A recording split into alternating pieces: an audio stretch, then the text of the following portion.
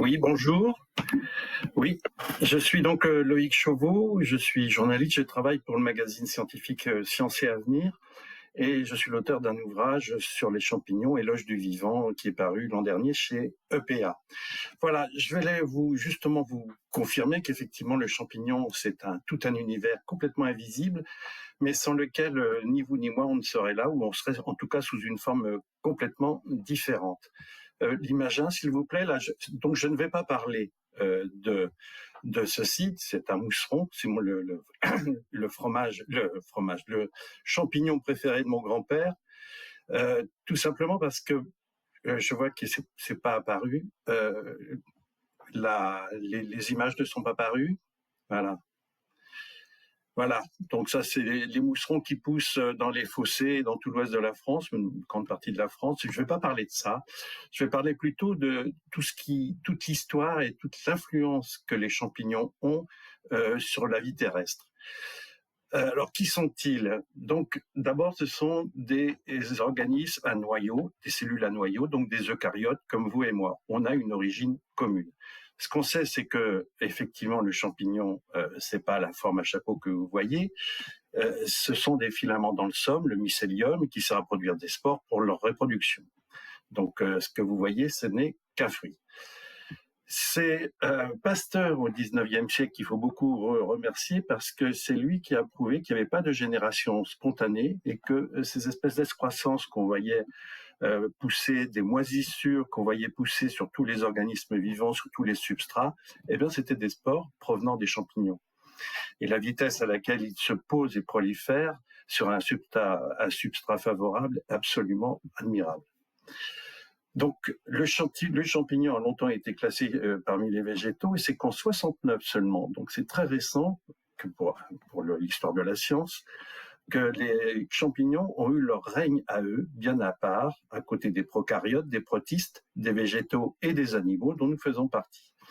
Alors pourquoi un règne à part? Ça tient à leur physiologie. Ces organismes sont constitués donc de fins filaments de quelques microns et ces filaments appelés hyphes, qui forment l'ensemble mycélium, s'allongent par leur extrémité, ils forment des cloisons à intervalles irréguliers de quelques microns à plusieurs centimètres, et ces cloisons charpentent une structure qui ressemble à une cellule que les scientifiques appellent des articles. Et chaque article est percé d'un trou appelé pore qui relie tous les compartiments entre eux. Et cet article peut contenir plusieurs noyaux ou aucun, et à intervalles réguliers, il y a des vacuoles, c'est-à-dire que les champignons ont les WC à l'intérieur. C'est une organisation qui est totalement des animaux et surtout des végétaux. Ils sont plus proches des animaux. Pourquoi? Parce qu'en fait, la structure des champignons est faite d'un matériau qui s'appelle la chitine. Et la chitine n'a rien à voir avec la lignocellulose des végétaux. En revanche, la chitine, on la retrouve chez les animaux. C'est la carapace des crustacés, le squelette externe des arthropodes, des insectes, les becs des pieuvres, calamars et sèches. Ça, c'est de la chitine. Enfin, les champignons ont cette capacité de se régénérer complètement à partir d'une seule cellule, de spore d'if ou de sporophore. C'est un exploit unique sur la Terre, cette facilité à se régénérer. Ils sont donc partout. Ils colonisent les sols. Un litre de sol d'une prairie contient en moyenne 2,5 km d'if à litre. En 2018, des chercheurs ont calculé le poids total des organismes vivants sur Terre et dans les mers. Et ils ont établi que environ 550 milliards de tonnes de carbone, c'était le poids total du vivant. La biomasse des végétaux, 450 milliards, ce sont eux les plus lourds, 84% du total. Devant les bactéries, 70 milliards de tonnes, les bactéries, il y en a partout. Et les champignons apparaissent en troisième position avec 12 milliards de tonnes. C'est 6 fois plus que le total du poids de tous les animaux terrestres et aquatiques, qui font 2 milliards de tonnes, parmi lesquels, nous, les 7 milliards d'humains. Voilà. Donc, voici leur importance. Pourquoi ils sont partout? Alors, la prochaine image, s'il vous plaît. Vous avez devant vous une veste de loup, Lycoperdon. Eh bien, c'est la slide d'avant. Non, vous les reculez encore. Voilà, une veste de loup qu'on a dans vous reconnaissez les vaches derrière, sur des prix Holstein. Les champignons ont une faculté de diffuser leurs spores dans toute l'atmosphère qui est absolument faramineux. À chaque seconde, dans le monde, dans l'atmosphère, il y a 19 millions de tonnes de spores qui se renouvellent continuellement. 19 millions de tonnes. Là, le champignon que je vous montre, le jour où il arrive à maturité, il libère 7000 milliards de spores. En général, c'est une reproduction sexuée, mais bon, avec les champignons, il faut s'attendre à tout. Il y a certains se reproduisent par scissiparité, par autofécondation. Ils ont des périodes sexuées, d'autres asexuées. Bon, bref, tout est possible avec eux. L'important est justement d'être partout. La troisième image, s'il vous plaît. Si je vous montre celle-ci, c'est pour vous montrer qu'il y a deux sortes de champignons. Qui sont d'ailleurs deux voies qu'on délimite par leur façon leurs organes sexuels. Certains ont des coupelles qu'on appelle asques. Là, ce que vous voyez, ce sont des asques du genre nidula. Et d'autres ont des petites vésicules qui sont appelées des basides et qui forment les basidiomycètes. Très rapidement, les basidiomycètes prennent aussi bien des levures unicellulaires qui servent à faire les fermentations, des pathogènes des plantes cultivées comme la rouille du blé, le charbon du maïs. Voilà, ça c'est et puis dans les basidiomycètes, il y a les agaricomycètes. Je suis désolé, les champignons ont toujours des noms très compliqués. Et c'est chez les agaricomycètes que l'on retrouve les champignons les plus célèbres. Le champignon de Paris, les bolets, les girolles, les vestes de loup, les pieds de mouton, toute cette famille compte 20 000 espèces, soit les 2/3 des basidiomycètes que l'on connaît. Et puis donc, les ascomycètes, 70 000 espèces décrites à la science, plus discrets, moins connus, mais c'est dans cette famille que l'on retrouve l'indispensable levure du boulanger, Saccharomyces cerevisiae, que vous connaissez certainement. 70 000 plus 30 000, ça fait 100 000 espèces décrites par la science, il y en a au moins 10 fois plus. Donc, il y a donc un grand champ de connaissances qu'on a. Si je dépasse mes 20 minutes, vous me prévenez, hein, parce que je pourrais tenir 2 jours. Sans eux, donc, ils sont terrestres. Les champignons sont présents depuis 1,1 milliard d'années, donc ce qui implique une vie marine. Et aujourd'hui d'ailleurs, il y a au moins 350 millions de tonnes de champignons qui vivent dans les océans. La conquête des continents a commencé il y a 500 millions d'années à l'Ordovicien, et c'est la première étape où le champignon a un rôle crucial. Pourquoi ? Parce qu'à ce moment-là, les plantes, les algues qui vont petit à petit s'adapter à la vie terrestre, n'ont pas les moyens de pénétrer dans le substrat. Et ce qui va le faire, ce travail physico-chimique, ce sont les bactéries et les champignons. Ce sont eux qui vont permettre à ces plantes de s'adapter à un univers qui est très difficile, puisqu'il y a, l'eau permet de protéger du rayon solaire. Là, en l'air libre à l'atmosphère, il n'y a plus ces protections.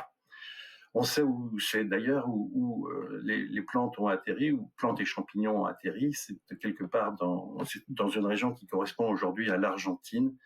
Voilà. Et ça, on le sait par des cryptospores qu'on a pu retrouver dans des couches géologiques. Alors, comment on peut avoir cette certitude ? Image suivante, s'il vous plaît. Vous avez devant vous une roche qui provient de Rini, qui est une petite bourgade située à 50 km d'Aberdeen, dans le centre écossais, dans le centre des Highlands écossais. Et cette roche, vous voyez ces veines-là, ce sont des végétaux d'il y a 407 millions d'années. Ça a été découvert en 1912, et on a étudié ces fossiles. L'image suivante, s'il vous plaît, pour essayer de voir justement à quoi ressemblaient ces premières plantes. Vous voyez, donc ces images, c'est des reconstitutions des premières plantes sur Terre. Et en 1994, on a montré effectivement que des champignons étaient bien présents à cette époque-là. Et puis on a un témoin direct de la terrestrialisation et du rôle des champignons. Ce sont les lichens. Les lichens, l'image suivante, s'il vous plaît, c'est un nom qui vient du mot grec qui signifie croûte. C'est organisé en 3 couches comme un sandwich. La première, c'est la médule, c'est constitué des ifs du champignon qui s'agrippent à la roche, donc des ascomycètes. La deuxième couche, c'est l'algue elle-même. Donc, son activité de photosynthèse fournit les sucres nécessaires, comme un échange de bons procédés sucre contre matière organique. Et puis, la troisième couche, donc, c'est encore un champignon qui fait la protection contre le rayonnement solaire. C'est increvable. Cette association, donc, qui était présente parmi les premiers atterrissements des algues sur la Terre, ça couvre aujourd'hui 8% de la surface de la Terre. On les retrouve dans les zones arctiques. L'hiver, les rennes se nourrissent de lichens, et puis on les retrouve dans le Sahara où c'est les moutons qui les bouffent. Cette association, la NASA et des biologistes se sont demandé d'ailleurs jusqu'où cette résistance pouvait aller. Donc, ils ont exposé pendant 18 mois des lichens à l'extérieur de la Station spatiale internationale. Et ils ont la surprise de constater qu'au bout de 18 mois de ce traitement, l'activité de photosynthèse du lichen était toujours intacte. Alors, champignons et plantes, deux façons de s'associer. La première, on l'a vu, c'est la mycorhize. Sans les champignons, les plantes ne peuvent pas accéder à la matière organique. Et en échange, donc, les champignons, les plantes vont apporter les sucres produits par photosynthèse. L'image suivante, s'il vous plaît. Là, ce que vous voyez, c'est un gloméromycète. Et on pense que ce sont les premiers champignons mycorhiziens. Ils ont 500 millions d'années. Ils sont très rustiques, rudimentaires dans leur structure, mais ils sont toujours présents sur Terre et par milliards dans les prairies. Ils sont complètement invisibles dans les champs, les céréales, etc. Malheureusement, d'ailleurs, quand on nourrit trop les plantes, quand on nourrit trop un champ de blé, les plantes sont un peu feignantes et elles se passent des gloméromycètes. Donc, il faut faire attention quand on met des engrais. On est en train de casser une relation qui existe de tout temps. Et puis, 200 millions d'années plus tard, les champignons qui savent dégrader la matière organique vont apprendre à dégrader leurs hôtes, c'est-à-dire qu'ils vont dégrader les plantes. Il faut 200 millions d'évolution pour obtenir ce résultat, parce que la lignocellulose, c'est une molécule énorme, solide, c'est le bois, et donc attaquer le bois, c'est quand même très compliqué. Ce qui se passe avant, c'est que les végétaux, quand ils meurent, ils sont petit à petit enfouis dans le sol, et par des systèmes de chaleur et de pression, ils se transforment en charbon et en pétrole. Avec l'arrivée des champignons, on a un recyclage des végétaux, et donc un arrêt de cette production d'énergie fossile. Et donc on va avoir un cycle de CO2, les champignons en dégradant le maître du CO2 qui sera lui-même capté par les plantes. Un cercle parfait qu'on brise d'ailleurs nous-mêmes en brûlant du charbon et du pétrole, on dérègle. Je vous ai montré le champignon de Paris, donc je n'irai pas plus loin, vous allez beaucoup en parler. Mais je voulais surtout vous montrer l'image suivante. L'image après, voilà. Là, vous voyez, c'est un champignon qui s'appelle Trichoderma. Trichoderma, en 1944, les GI sont en pleine guerre dans les îles Salomon, dans le Pacifique, c'est la guerre du Pacifique, et les Américains se rendent compte qu'il n'y a pas une bâche, pas un treillis qui résiste à une espèce de moisissure. Donc ils envoient les échantillons aux États-Unis, on fait des analyses et on trouve que c'est ce champignon, Trichoderma. Trichoderma a une capacité de dégradation de la lignocellulose qui est absolument étonnante.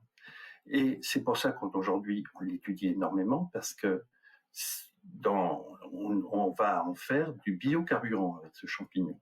C'est-à-dire que cette dégradation, au lieu de faire des biocarburants avec des grains de maïs, avec des grains de blé, avec de la betterave, donc avec une compétition avec l'alimentaire, on va utiliser des déchets verts, des déchets de bois, etc., Trichodéma va faire le boulot pour pouvoir faire de l'éthanol. Il y a c'est un brevet français, c'est un brevet de l'Institut français du pétrole. L'Institut français du pétrole a un laboratoire qui emploie 40 personnes sur les champignons. Une première raffinerie existe depuis 2 ou 3 ans en Croatie. Pour l'instant, c'est très cher, mais c'est l'avenir du biocarburant. Vous allez parler évidemment des soins et des maladies. J'ai vu ça aujourd'hui. Effectivement, ils sont un effet important sur nos santé, les champignons. Je vais vous donner juste quelques chiffres qui sont assez récents, qui proviennent d'un chercheur du laboratoire de mycologie de l'Université de Pékin. Il a été voir ce qu'on savait sur la dangerosité des champignons. Et donc, il a vu que ce résultat en 2022, 643 espèces sont toxiques pour l'homme, dont 332 peuvent être mortelles. Il y en a 350 qui sont comestibles, donc ça fait à peu près un millier. Donc les 99 000 autres, qu'on connaît, sont décrits par la science, ne sont ni l'un ni l'autre. Voilà, on a au moins des chiffres. Donc c'est des fournisseurs de médicaments, évidemment. C'est visible d'ailleurs, une petite anecdote, c'est quand on a récupéré un chasseur du néolithique congelé dans un glacier autrichien en 1991 aussi, on a trouvé 2 espèces de champignons sur lui, des morceaux d'amadouvier qui devaient lui servir à allumer du feu et des extraits du polypore du bouleau. Et ce champignon est connu justement pour soigner les plaies. Voilà, donc c'est quand même l'homme s'est toujours soigné un petit peu avec les champignons. L'image suivante, s'il vous plaît. Donc vous voyez là, je ne vais pas insister, c'est la pénicilline, c'est le plus connu, découvert en 1928 par Fleming. 12 ans pour de développement, et avec chance, la pénicilline a pu être diffusée en 1940 et a sauvé des millions de vies pendant la Seconde Guerre mondiale. D'un autre côté aussi, le champignon, juste pour le signaler, est utilisé beaucoup dans la pharmacopée chinoise. Alors, excusez-moi, on oppose beaucoup la pharmacopée chinoise et la médecine occidentale. En fait, on aperçoit qu'il y a une fusion aujourd'hui. Les champignons utilisés dans la pharmacopée chinoise, quand on en fait l'analyse moléculaire, on s'aperçoit qu'on tombe effectivement sur des cellules sur des molécules anticancéreuses. Notamment, c'est le cas de la cordycépine, qui est un médicament d'avenir, une molécule d'avenir. Mais il tue aussi, image suivante. Là, ce que vous voyez, c'est Candida albicans, les candidoses. C'est certainement la terreur de tous les centres de soins et hospitaliers. C'est le responsable de mycoses profondes. Et l'Organisation mondiale de la santé a estimé en 2014 que les champignons tuaient plus que la malaria. Il y a près de 10 millions de malades immunodéprimés qui meurent de mycoses les plus redoutables, le buccal buccal ou la candidose orale, 75 millions de femmes qui ont subi une candidose vaginale, 200 millions de personnes qui ont attrapé des mycoses de la peau et des cheveux. Et il faut malheureusement s'habituer à cette présence. Si on fait un examen des champignons commensaux de la bouche, ce que vous avez dans la bouche, ça révèle que la majorité des êtres humains sont porteurs de 15 genres différents de champignons dans la bouche, certains pouvant même en porter jusqu'à 40. Et donc, il arrive parfois que cela se termine mal. Juste pour citer également, pneumocystis, c'est un champignon qui est présent dans nos poumons, dans le poumon de tous les mammifères et qui ont évolué avec nous. Il ne fait ni du mal ni du bien, il est là. Voilà.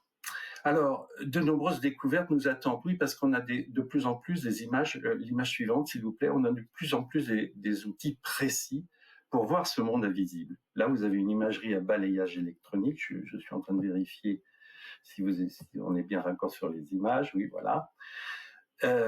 Donc, on les voit beaucoup mieux et on les comprend beaucoup mieux. Alors, il y a eu des tas de nouvelles technologies, les nouvelles technologies de culture, les 30 dernières années, c'était une révolution dans les laboratoires, les nouvelles technologies de culture cellulaire, la biologie moléculaire, le clonage des gènes, les techniques PCR d'amplification de l'ADN, et puis surtout pour les champignons, la grande nouveauté, c'est l'ADN environnemental. vous prenez 1 litre d'eau dans une rivière, vous prenez 1 litre de sol, et puis vous faites un screenage de tout l'ADN qu'il y a à l'intérieur, et vous avez tout ce qui est vivant dedans, à la fois des organismes connus, mais aussi des organismes inconnus. On fait ça dans le sol, et souvent, la plupart du temps, la moitié de l'ADN qu'on récupère est complètement inconnue. Ce sont des espèces inconnues. Et donc, pour les champignons, c'est vraiment une fenêtre absolument incroyable. On va pouvoir effectivement aller toujours plus loin dans la découverte de nouveaux champignons. L'image suivante, s'il vous plaît.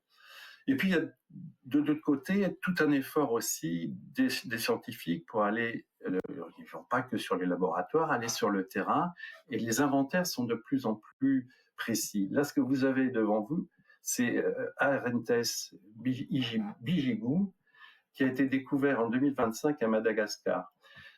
Vous voyez un peu la beauté de cette chose.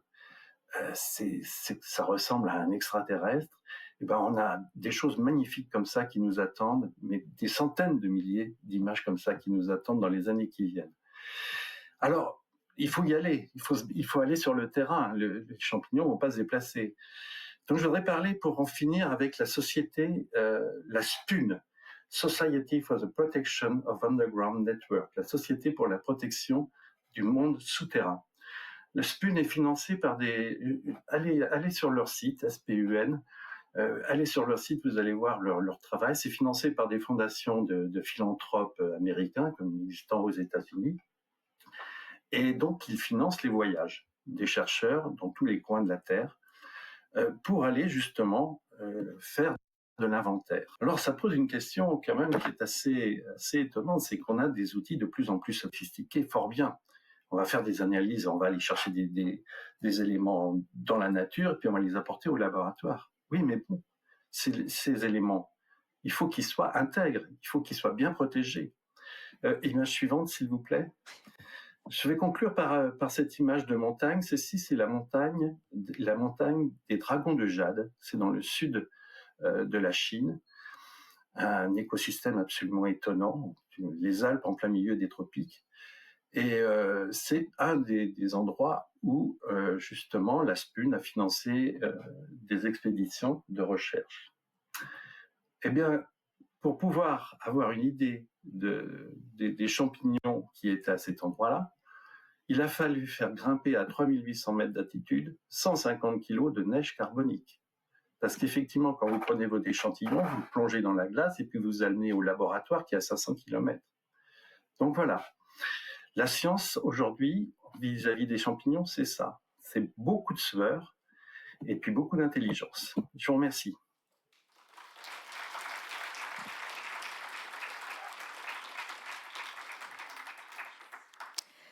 Merci Loïc Chauveau pour votre intervention. Là, pardon. Avez-vous des questions ?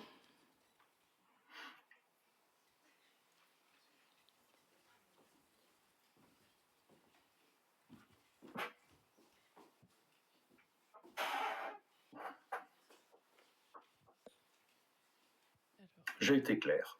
Est-ce que ça marche ?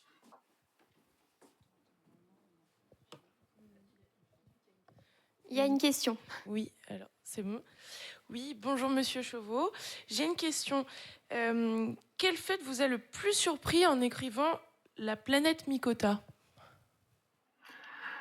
Je crois que c'était une surprise du début jusqu'à la fin. Mais ce qui m'a le plus surpris, je vais vous dire, c'est les scientifiques que j'ai rencontrés. Marc-André Selos du Muséum, Francis Martin de l'INRAE, Philippe Sillard à Jussieu. Bon, c'est les 3 noms qui me viennent, mais j'en ai rencontré beaucoup d'autres. Ce sont des gens qui sont absolument merveilleux. Ce sont des gens émerveillés. Tous les jours, ils ont des surprises. Vous sachez par exemple que tous les mois, on a 12 genres nouveaux de champignons qui sont découverts. Ce sont des gens qui sont en train de regarder le monde des champignons et qui, au fur et à mesure qu'ils avancent dans leur connaissance, s'aperçoivent qu'effectivement, on est en train de vivre à côté d'un monde parallèle.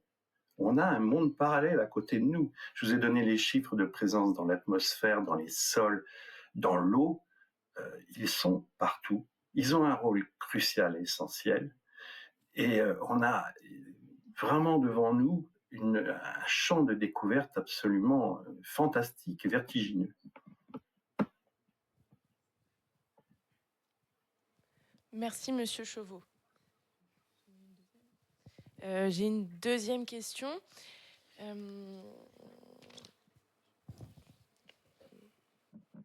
Sans champignons, qu'est-ce qui pourrait s'effondrer en premier dans un écosystème? Sans champignons, je crois qu'il n'y a pas d'écosystème possible. On ne voit pas comment ça pourrait fonctionner. C'est pour ça que je vous ai dit, sans les champignons, s'ils n'étaient pas là, s'il n'y avait pas eu les champignons, on ne serait pas là. Déjà, les plantes n'auraient pas pu atterrir. Alors, il serait passé un autre scénario. Ça ne me fait pas. On est dans la zone habitable, c'est-à-dire la bonne distance entre une étoile et une planète. C'est ce qu'on recherche en ce moment avec les télescopes, avec Hubble et compagnie, toutes ces exoplanètes. Quelle est celle qui est à la bonne distance de son Soleil, sur lequel la vie pourrait fructifier, prospérer comme sur la nôtre. Sans les champignons, déjà pas de plantes. Sans les champignons, les végétaux continueraient à faire du charbon. Alors, je ne sais pas quel devenir aurait été de la planète. Heureusement que ça s'est arrêté. Vous voyez, donc c'est sûr que la vie sur Terre aurait été complètement différente. On ne peut pas imaginer laquelle, mais le scénario aurait été complètement différent. Merci beaucoup, Monsieur Chauveau. Merci.